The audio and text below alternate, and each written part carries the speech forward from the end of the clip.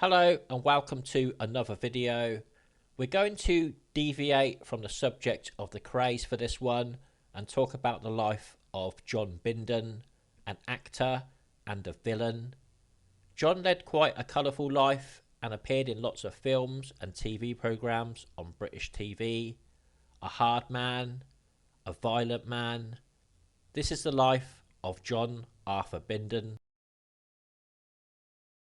John Bindon was born at 25 Hugon Road in Fulham in southwest London in October 1943. This is 25 Hugon Road. The house, as we can see, is still here. I would assume very little has changed with this house since the Bindons lived here, like structurally. It looks quite nice here, but I'm sure it would have been more dilapidated and run down when the Bindon family occupied it in the late 30s and 1940s. The Bindon family lived in the top half of the house. John was the second born of 3 children, the oldest being Michael Bindon, who was born in 1940, and he had a younger sister called Geraldine, who was born in 1946. John's parents were called Dennis and Sis Bindon, and Sis's sister occupied the bottom half of 25 Hugon Road. As we know, these were hard times for families, and especially in London. When John was born, the war in Europe was still in full swing and wouldn't end until the 8th of May 1945, when Germany surrendered. John wasn't evacuated to the countryside like most children were during that time. He was too young to be evacuated and stayed with his mother in Fulham. The family, as with many families at that time, were very poor, and they relied on hand-me-down clothes, etc. from the more well-off families. Sis Bindon doted on her children, with John Bindon later saying about his mum that a child could not have asked for more love from a mother. It was said his father was a more hard and distant character. During the first couple of years of John's life, his father would be away at sea a lot due to him being an engineer in the Navy. But after the war ended, his father was inevitably at home more. Dennis Bindon wasn't a violent man. He was quiet in nature, but he gave off an aura of being stern. It seems John Bindon grew up in a fairly quiet home life, which, apart from the disruptions of his father being away a lot, it seemed fairly normal of a typical post-war family. There certainly was not many pointers to the man that John Bindon would become in later life, a tough, violent man. Although his uncles on his mother Sis's side had a reputation for being quite handy and fearsome. People like the Crays had a more definitive path to what they grew up to become. Their father, in their younger years, was on the run from the army, and he was a bit disruptive in the family home, not treating his wife Violet very well. All of this would have a bearing on what the Crays become. This is in stark contrast to the Bindon's family home, where his father, Dennis, liked nothing more than sitting down doing a crossword. Of course, the Crays, and I'm just using them as an example here, they grew up in a more impoverished area, which was Bethnal Green in the East End, which was devastated by the Germans in World War II. The path of violence was more set for them, it seems. Young John Bindon wasn't the greatest at school subjects, but he was very good with art, with one of his paintings, a stag's head, being hung in his school's hall. The tough side of John Bindon first saw the light of day in his school years. He would often defend other children from school bullies. Most of the other kids steered clear of John, so no violence was really needed often. John's first crime was when he stole a bike, and he enjoyed cycling along the towpaths of the River Thames. If he wasn't doing that, then he was playing on the bomb sites left over from the war. That was a very popular pastime for the kids and young teens of that era. A popular hangout for John Bindon and his brother Michael was Scala's Ice Cream Parlour, which was at 387 North End Road in Fulham. This is the building here where Specsavers is now. That was Scala's ice cream parlour. When John had his bike stolen, that he stole himself in the first place, the river bicycle rides were no more, and he started to hang out on street corners with older boys. Back in those days, hanging out on street corners was the thing usually done by crowds or gangs of young men. What do you do in spare time down here then? I just hang about. Like, Nothing else to do? no, nothing else I do, just hang about. You go to pictures? Yeah, I go to pictures twice a week, 3 times a week, like. Dances? No, I don't go to many dances. We're Barton, a lot of dances, like. Why is that? Could you make trouble? I don't know, they just look at your gear, like, and then look at your hair and say, no, we don't want you in here. But have you the other chaps who were involved in this trouble with the church club last week? Oh, yes, yeah. The police often tried to move them on as they were seen as a nuisance. These street corner hangouts for John Bindon put him on the path to thievery. He would steal lead off the roofs of buildings and sell them at local scrapyards. Scrapyards were becoming quite plentiful after the war. There was plenty of scrap metal of all descriptions left over from the British war machine. Scrap merchants would more than likely take any metals, legit or not, and a young lad coming in with lots of lead which was nicked off the roofs would not be a problem to buy. At the time of this lead stealing, John Bindon was still at school, so we can assume he was around 13 or 14. In the mid-1950s, the Bindon family decamped 25 Hugan Road and moved into a new council block called Sullivan Court on the Peterborough Road in Fulham. It wasn't too far from Hugan Road, pretty much just around the corner, about half a mile. This is the distance from Hugan Road to Sullivan Court. The family moved into a 4th floor flat. These flats, while not pretty today, were quite a luxury back in the 1950s and even in the 1960s into the 70s. They were sought after at the time and were much better than the dilapidated housing that the Bindon family were used to. Not long after the move to Sullivan Court, young John Bindon had his first real fist fight. It was with a local coal man who would go around bringing coal to the houses. John Bindon would often help the coal man out with some deliveries, and an argument started over that.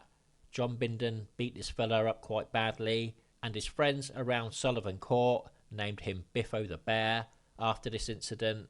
Biffo the Bear was a Beano comic character. During this time, around the age of 14, John Bindon, looking older than his years, started frequenting local pubs. This is where he developed his famous party trick. Even at the age of 14, John Bindon was blessed with a very large penis, and he was forever proud of that advantage he had in life. He told one interviewer at a later date, "My mum used to give me a right-hander for showing it off as a kid. It was even big then." His party trick was to hang 5 half-pint beer glasses on his penis. John said later, "I'd hang 5-pint beer glasses on my manhood. Everyone would ask how it was done beforehand. So I would put them out of their misery and thread the old chap through the handles of the glasses." Despite John's jokey nature, he was quite touchy about comments about the size of his head, which was quite big in comparison to the rest of his body. In his younger years, he was known to bang his head against walls and doors in bouts of frustration. These times for John, floating around the local pubs in Fulham, invariably gave way to many scraps with other men, and he started to get a bit of a reputation as a tough guy. John Bindon started to move further out from his local area of Sullivan Court and was exposed to different kinds of people, and some of them were from the media world. John persuaded one producer he met to let him appear in the backing crowd for Adam Faith's performance on a TV programme called The 6-5 Special, which was broadcast at the time every Saturday evening from Shepherd's Bush Theatre. Over the points, over the points, over the points, over the points, over the points, over the points. The 6-5 Special streaming down the line. 6-5 Special right on time. Coal in the boiler, burning up bright. Rolling and a rocket. John Bindon was in awe of the celebrity guests he saw, including Billy Fury and Jess Conrad, and this is the world that the young John Bindon wanted to be around. John's plans for injecting himself into the celebrity scene, though, was cut short when he was caught stealing crates of beer from the local British Legion in Parsons Green. This is the building here which housed the British Legion at 249 New Kings Road in Fulham. John ended up getting 3 months borstal for this theft. Shortly after being released from his 3-month sentence, John Bindon was arrested again with a mate from Fulham called Alan Stanton. This time he was charged with taking and driving away a car, and he also had live ammunition which was also found in his possession. He was sentenced to 1 year in borstal for this. Obviously, in prison, you're going to meet other young criminals, and at such a young, impressionable age, it can shape what your future will involve. Some young men get a short, sharp shock and steer well away from crime and live law-abiding lives. Others see prison as an education facility in the world of criminality, and they embrace it. John Bindon was in the latter category, and when released from his second stint in borstal, and with his new reputation as a hard man, John took up debt collecting for a number of local villains. Less than 2 years later, John Bindon was sentenced to another term in borstal for living off immoral earnings of a prostitute. John always said he never did this, and said he was doing the prison sentence for a friend and he got paid for it. Another sentence followed this one. This time it was for 21 months for attacking 2 Scotsmen with a broken bottle, and he was now sent to Maidstone prison. John Bindon says he encountered Frank Mitchell in prison. Frank, known as the Axeman, was eventually sent to Dartmoor prison in 1962 and was later freed by members of the Cray firm in December 1966, only to be killed on the Cray twins' orders 12 days later. It is said that John Bindon was in awe of Frank Mitchell. Mitchell was kind of a celebrity in the criminal and prison circles due to his previous escapes from Rampton and Broadmoor hospitals for the criminally insane, and just his general disruptiveness and violence in prison towards the prison officers. After his release from prison, John got with a woman called Sheila Davis. Sheila was married and had children, but this didn't stop John getting with her. John said years later about Sheila that he was only happy when they were together. She was the main love of his life. One of John's favourite pubs at this time was the Britannia pub on the corner of Fulham Road. This is the place now. It's now a tropical cocktail bar. John also had a flat opposite. Your guess would be as good as mine as to where that flat was. With his occasional jobs as a debt collector, John also tried his hand at a few other jobs, from taking photographs of tourists outside Buckingham Palace to laying asphalt and working with an antiques dealer. John Bindon's reputation for violence was growing quite rapidly at this stage, and word spread quite far.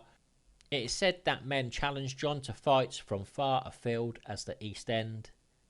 In 1964, Bindon got arrested again. The charge was assault, actual bodily harm, and wounding after he got involved in a fight in a pub.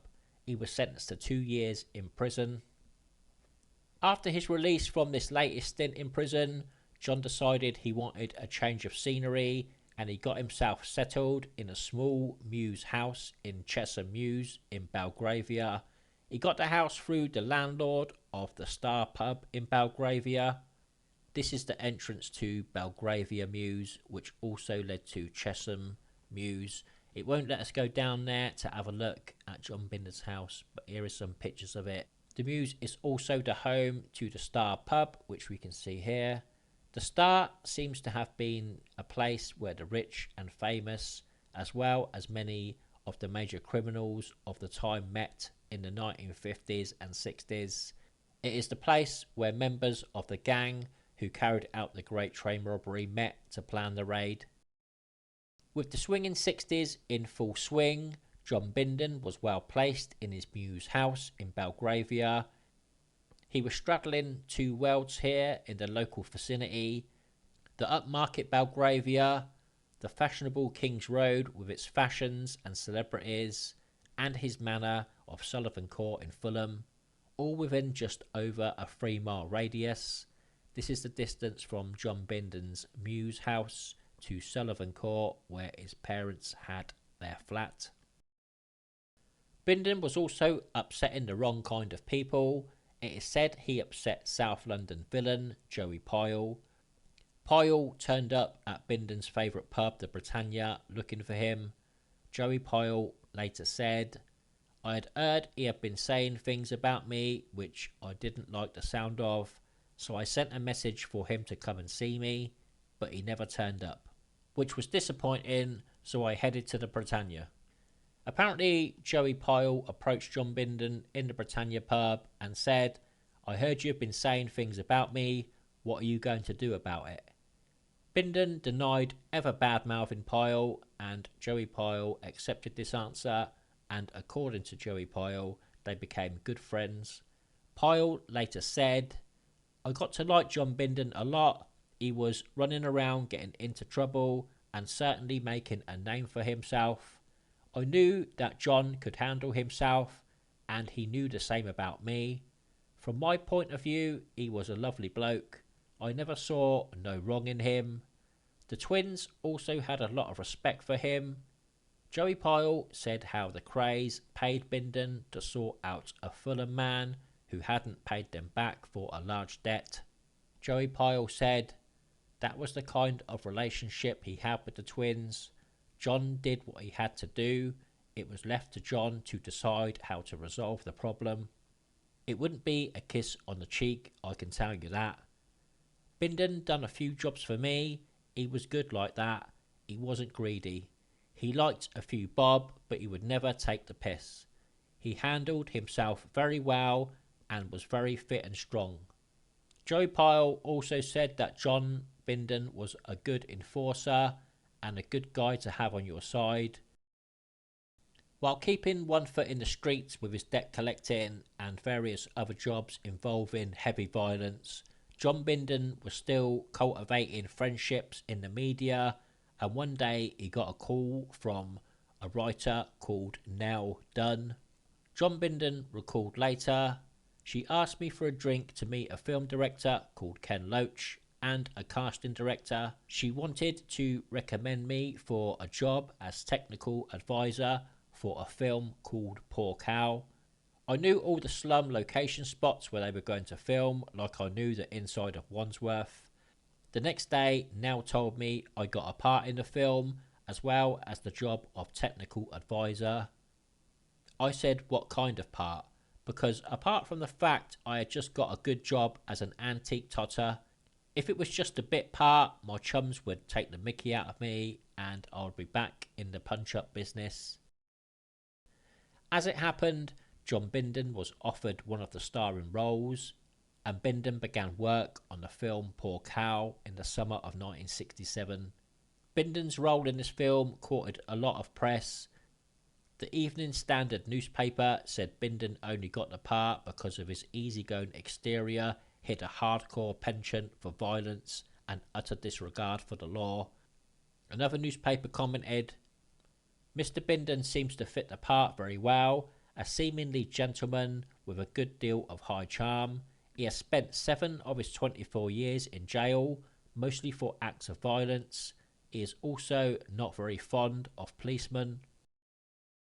Bindon said of his role as Tom in Poor Cow, "The only thing that is out of character is that I have to hit Carol White in one scene, and I never hit women.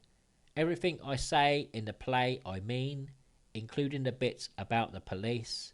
I had no scripts and was allowed to say anything I liked, except for profanities.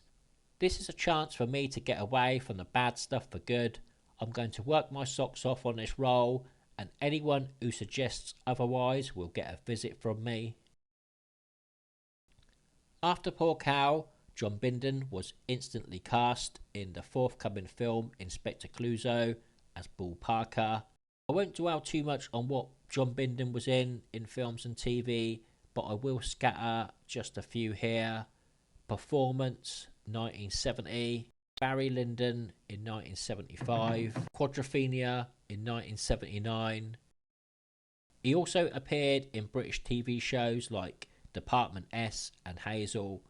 While not an accomplished actor, and often it was just bit parts, he was still an actor no less, with 37 credits to his name. In 1967, Bindon was walking across Putney Bridge when he saw a man stripping off his clothes. When Bindon inquired why, the man said that his friend had fell into the water. The man also said that he could not swim. At first glance into the water, John could not see anyone, but Bindon later said of this incident, "So I stripped off, and sure enough, I then spotted this fella in the water on the other side. I dived straight in because I don't like jumping from heights. And what happens? I hit the bottom. I think I must have hit my head on one of the safes I threw over the bridge in my days when I was a villain. I had a lot of trouble with the current and with this poor bloke who's not only drowning, but I later found out also had epilepsy, and he's hell of a handful. Every time I hold him up, he fights free and goes under, and then we get caught up in a whirlpool and I lose him. And then I nearly get lost myself, and then the cops fish me out." This incident affected John Bindon quite badly, as you can imagine. It would affect anyone badly. Stories of him throwing the man into the river in the first place didn't really out matters. It was alleged he threw him in and then jumped in after to get him out so he could be a hero. I don't know about this story. Bindon's cousin Gordon later said he would never do something like that, for God's sake. He dived in to save the man without any consideration for his safety. Bindon later received a Queen's Medal for bravery for this incident. That same year, in 1967, John's partner Sheila gave birth to their daughter Kelly. Despite this, Bindon and Sheila never lived together. John lived in his Belgravia Mews house on his own, while Sheila moved back into her flat with her baby, 3 other children from her previous marriage, and 6 dogs. Sheila and John eventually grew apart. During John Bindon's filming of the film Performance in 1970, he went on a pub crawl with some of his co-stars and ended up having 3 punch-ups in various pubs. One actor said afterwards, "It was a living nightmare. John might have been used to such real-life violence, but it terrified the rest of us. John, it seems, no matter what company he was in, the threat of violence was always present." In late 1969, John Bindon met Vicky Hodge when they were both appearing in the Marty Feldman film called Every Home Should Have One. 3 weeks later, Bindon and Vicky had their first dinner date. It was at this date that Vicky Hodge explained that she was about to get married to a wealthy advertising executive called Ian Heath. Despite this though, John and Vicky continued to see each other even after her marriage. Eventually, Vicky would get divorced from Ian Heath and move in with John Bindon. The violence continued with John in between his films and TV shows, and Vicky Hodge witnessed a lot of this violence. There really is too many incidents to mention of John Bindon's violence. Stabbings and beatings, you name it, John was doing it. There was also problems in his relationship with Vicky. It wasn't really the violence that caused these problems for John and Vicky, and it wasn't John mixing in villainous circles. It was mostly John's infidelity. John was offered a break away from a singing friend called Dana Gillespie. The break sounded good to John, The acting had dried up a bit, and he could also get away from his relationship troubles for a while.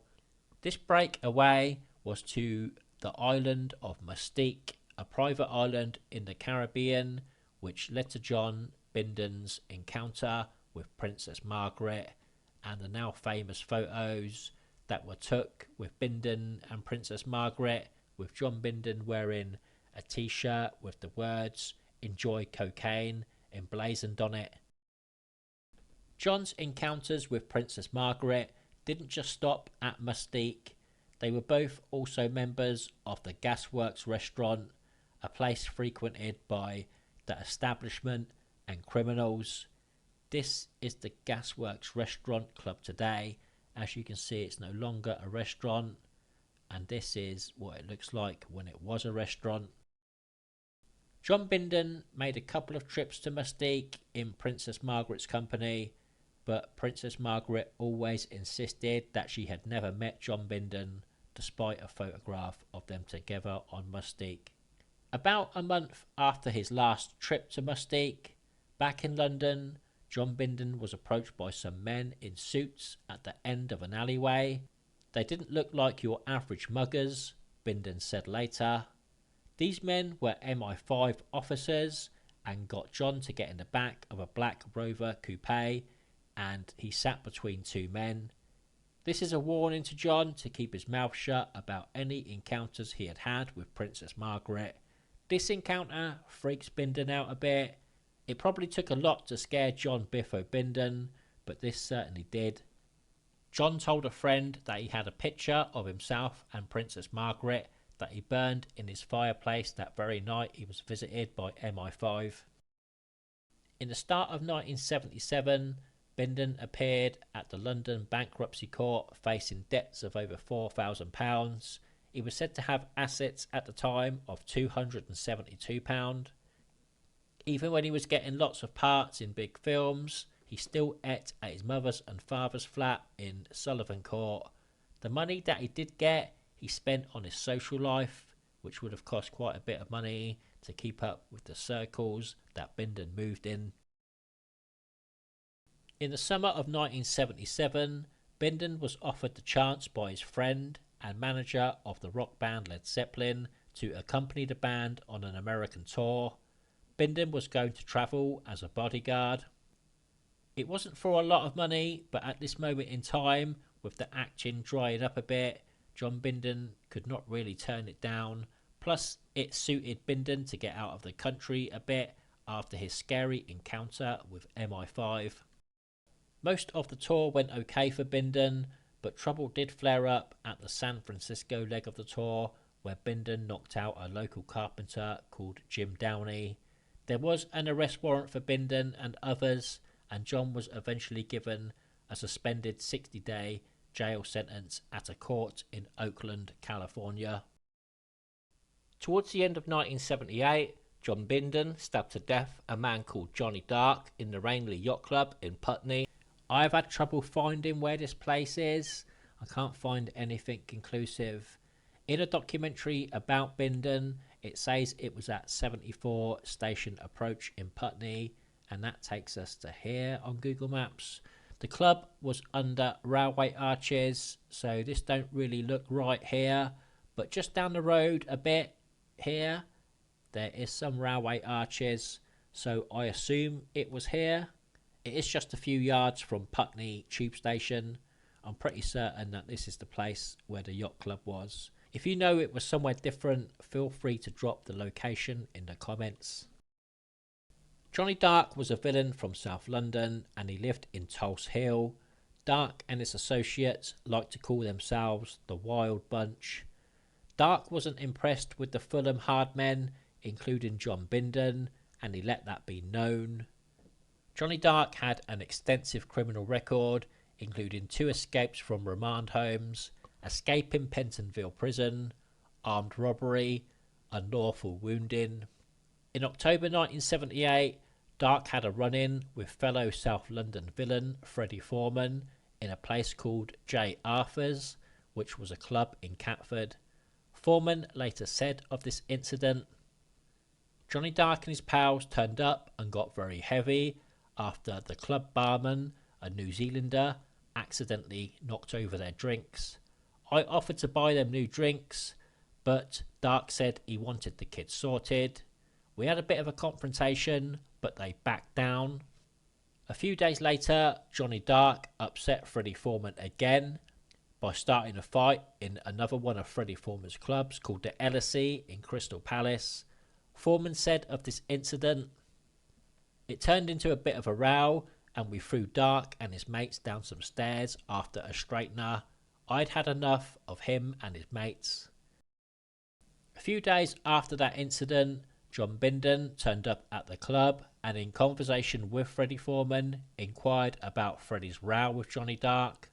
The conversation between Bindon and Foreman turned sinister when Bindon leaned down and pulled out a huge Bowie knife from his boot and said, "Well, I've got this for him." A few weeks later, Bindon went to the Rainley Yacht Club for an afternoon drink. There was at least 60 people in the club, including Johnny Dark. For quite a while, all was calm in the club as the hours ticked by, until a scuffle broke out between a female customer and the barmaid. At this point, John Bindon made his way to the toilets. On his return, Bindon saw his good pal, Roy Dennis, being challenged by Johnny Dark. A knife was produced and Dark slashed Roy Dennis's face and stabbed him in the back. At that point, Bindon got involved and tried to restrain Dark, but he was immediately stabbed in the back by someone else. Bindon fell to the floor and Johnny Dark straddled him and stabbed Bindon in the neck, head, chest and face. Bindon did somehow manage to get up, and that is when he pulled out the very large Bowie knife from his boots and stabbed Johnny Dark repeatedly. Johnny Dark died at the scene and Bindon and others fled, with John Bindon severely injured. Bindon later told police about this incident. "I thought Dark had done me, that's why I went for him.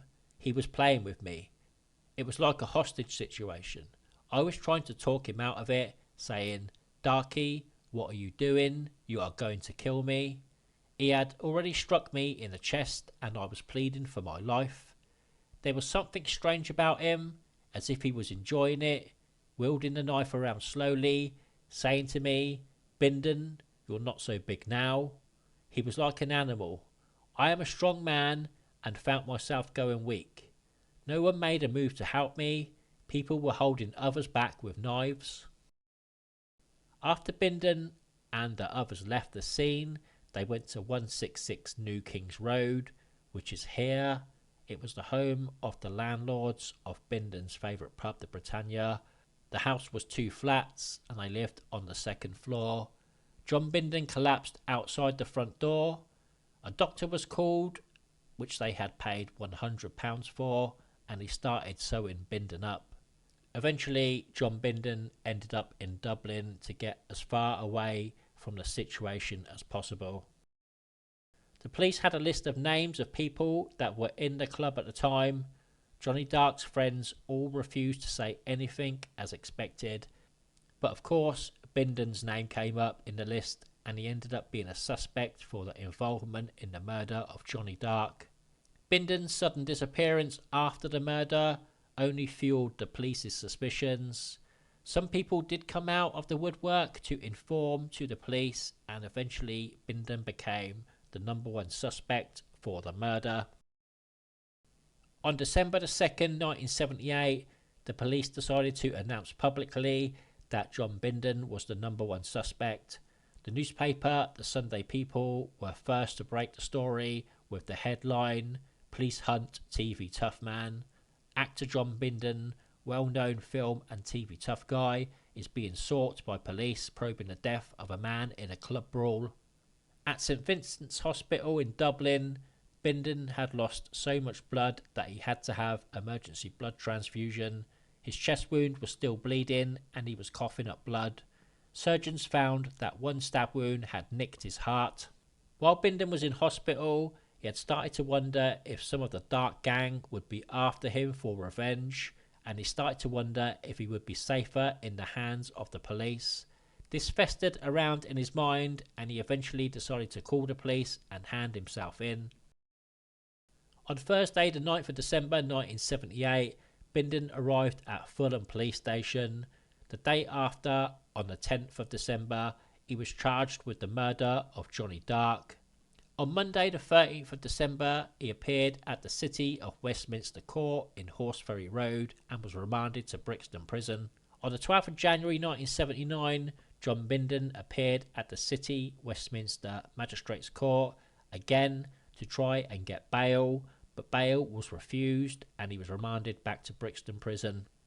On the 20th of February 1979, Bindon attended the committal proceedings and it was decided that there was enough evidence to try him for murder.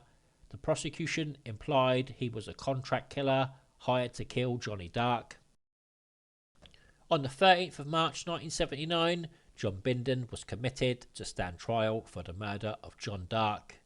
On the 20th of August, John Bindon was transferred from Brixton Prison to Wandsworth Prison and slashed his arm in protest. Rumours went around that he had tried to kill himself. On the 23rd of October 1979, John Bindon pleaded not guilty to murdering Johnny Dark. Bindon's address was given as his parents' flat in Sullivan Court. He was also charged with affray. It was alleged by the prosecution that Bindon had been hired to kill Dark. It was said by an informant that Bindon confessed all to a fellow prisoner while he was on remand in Brixton Prison. During John Bindon giving his own evidence to court, he collapsed in what was described as a severe asthmatic attack. He was treated in the witness box by medical staff and the judge adjourned the case. Bindon always looked straight at the jury while he was giving evidence.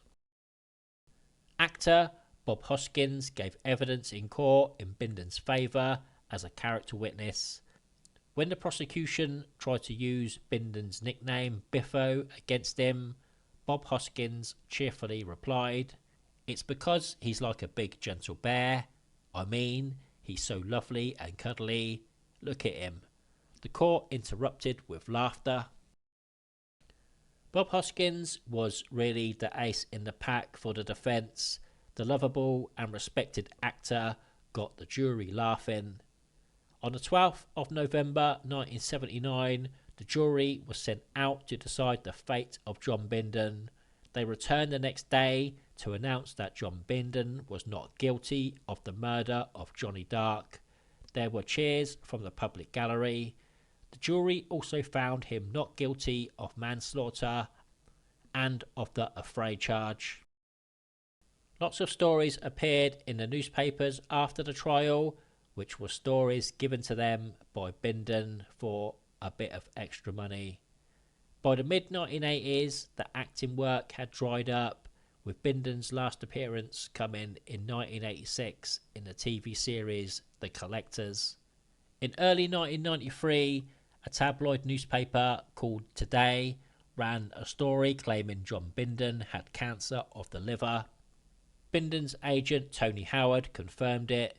"Yes, he's got cancer. We don't know how bad it is, but he's not in hospital. I think he's getting better." By the summer of 1993, John Bindon was seriously ill and he died on the 10th of October 1993 at the age of 50. So that was a look at the life of actor and villain John Bindon. This has been quite a long video, but I hope it isn't too long for you. There was a lot to cram in about John Bindon, and even then I've missed out lots of violence that he committed during his life. While not an accomplished actor, he did star in 37 productions, but I think John Bindon will be more known for his violence and the murder of Johnny Dark. I think he got away with one there, and I think it was mainly thanks to Bob Hoskins, and that day that Bob appeared at John Bindon's trial, leaving the jury in stitches. Laughter ones, that is. I hope you enjoyed this video, and I'd like to thank you all for watching, and I will see you again in the next one. Thank you.